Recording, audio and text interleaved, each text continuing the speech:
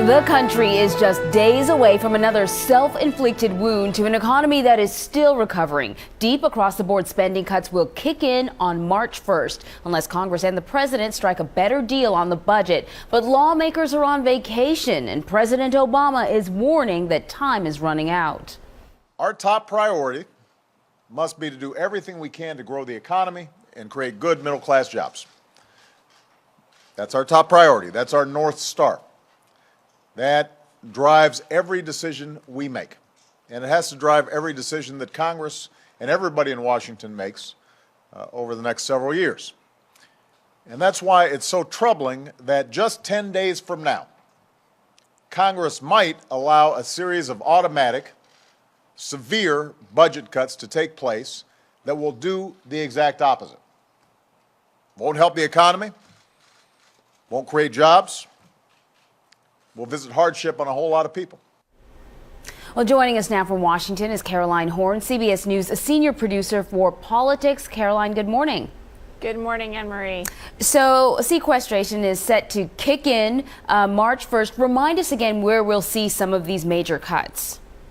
Well, the truth is you're going to see them everywhere. This is $85 billion in spending cuts, which the president described as a meat cleaver yesterday because they impact all the federal agencies the same. Instead of taking a scalpel, this is basically saying everybody has to cut something. So you're going to see it everywhere from the Defense Department to foreign aid at the State Department and then to a wide variety of domestic services, including police officers and education.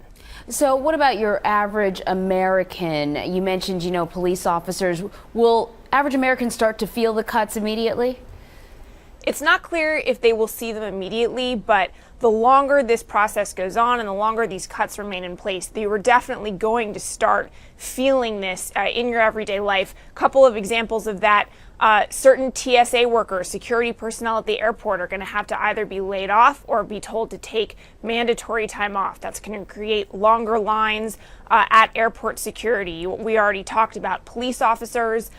In education, there's going to be cuts to the Head Start program, which means fewer students will be able to get into that education program. There are going to be cuts at the IRS, which may impact how you file your taxes. It's going to be something that if this goes into effect and remains in effect over the long term, everyone will feel. There doesn't seem to be the sense of urgency that you would expect. This sounds pretty bad. I remember when we were looking forward to the fiscal cliff, there was panic in the air. Something needs to get done. Now we have lawmakers on vacation as the clock ticks.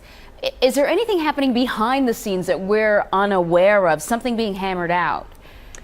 As far as we know, there are not any behind-the-scenes negotiations going on at this point. And you're exactly right. There is not the same sense of urgency that we saw with some of the other previous budget battles that we've had in recent years, including that fiscal cliff one back in December. Now, part of that is because Republicans and Democrats, many of them, have resigned themselves to the fact that not only are these cuts going to happen, but it may actually be the politically smart thing for either side to do.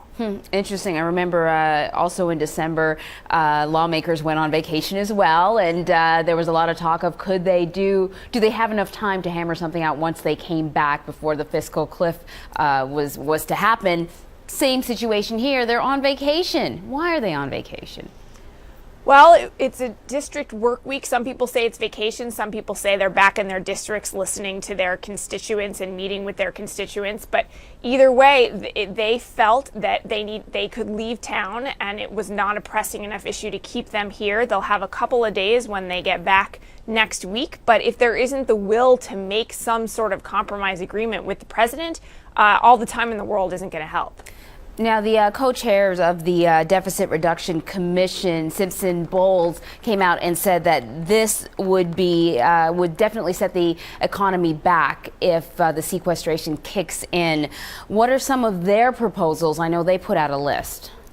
They did, and you'll remember back in 2010, they put out a very detailed and largely ignored deficit reduction plan. They've got a new one that they put out yesterday. This one calls for reducing the deficit by $2.4 trillion over 10 years.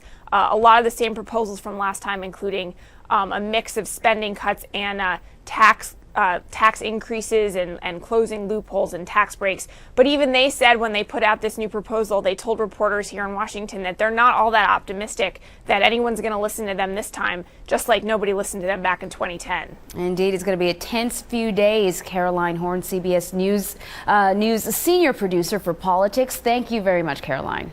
Thank you, Anne Marie.